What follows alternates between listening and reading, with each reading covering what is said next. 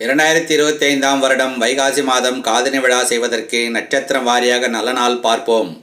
நிகழும் மங்களகரமான விசுவாவசு வருடம் வைகாசி 22ஆம் தேதி ஜூன் மாதம் 5/6/2025 வியாழக்கிழமை. வளர்பிறை தசமி திதி, அஸ்தம் நட்சத்திரம். சித்தயோகம் கூடிய சுபதினத்தில் காலை 9 to 10:30 மணிக்குள் சுக்கிரபத ஹோரை கடகலக்னத்தில் சிகை நீக்கி மொட்டை போடவும்.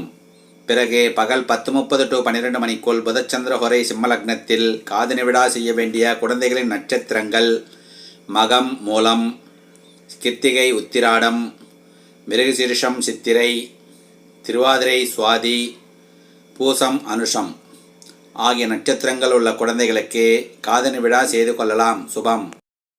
திருமண பொருத்தம் பார்க்க, ஜாதக பலன் பார்க்க, நல்ல நாள் குறிக்க புரோகிதம் செய்ய அணுகலாம். கட்டணம் உண்டு.